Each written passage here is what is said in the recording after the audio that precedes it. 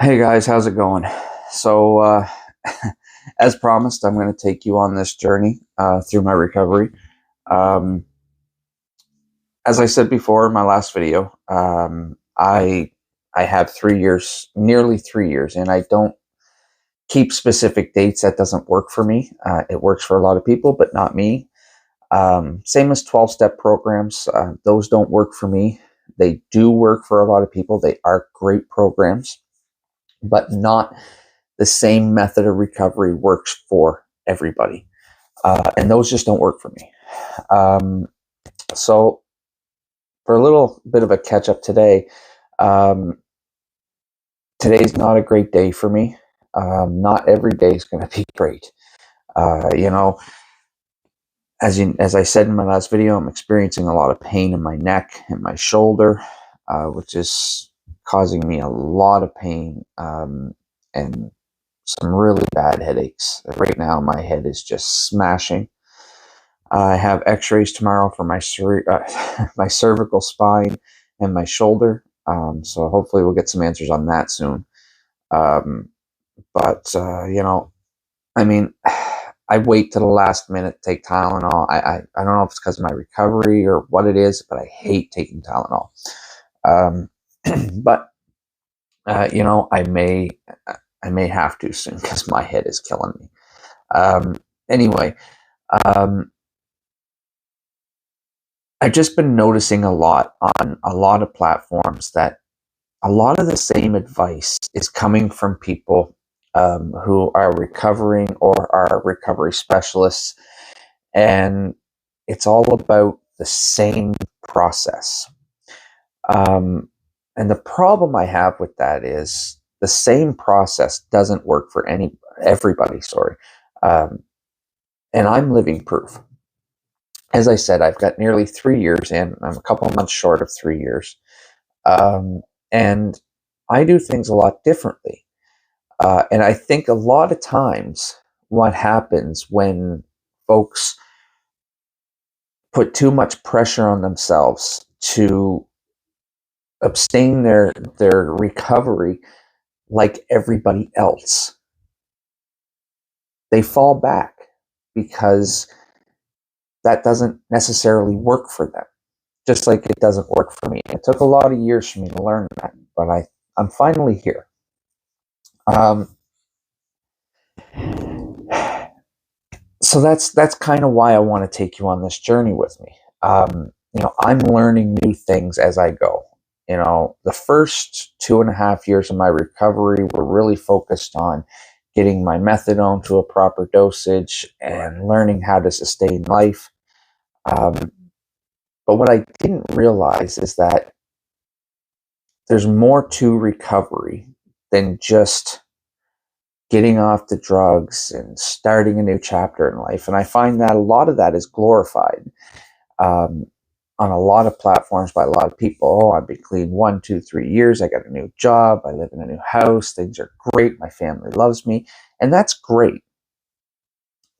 But what doesn't get shown a lot of the times are the things you need to learn how to adapt to. And some of those things include pain, like I'm having in my neck and my shoulder, and stress. Um, for example, my life is very hectic right now, has been for a while, and will be for quite some time to come. I have a 2-year-old son who has cystic fibrosis and autism, and my wife has a very long list of very serious health problems, including congestive heart failure, type 1 diabetes. She just had major reconstructive surgery on her foot, so right now she's bedridden.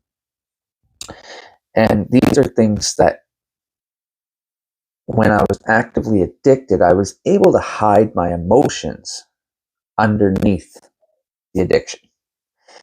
Not just not just because I was high, but because my friends and family were so concerned about the fact that I was actively addicted. The other elements of my life were completely hidden. And that worked then. It doesn't work now. So these are demons I have to face. And not long ago, I was very recently actually, and I'm just in the beginning of my treatment. I was diagnosed with severe anxiety, severe depression, and combined ADHD. And when I went to this appointment, or these appointments, I honestly felt like I was telling them I was crazy. I mean, they were getting me to fill out forms, take questionnaires, they were asking me questions, and I was literally laying out all of my faults, everything I hid from the world all my life. I was laying out in front of these people. And I told them that I felt like I was telling them I was crazy. And they understood that. Luckily, I'm part of a clinic that is just fantastic. I mean, you don't get that often anymore. But luckily, I do. So they didn't make me feel like I was less than I am.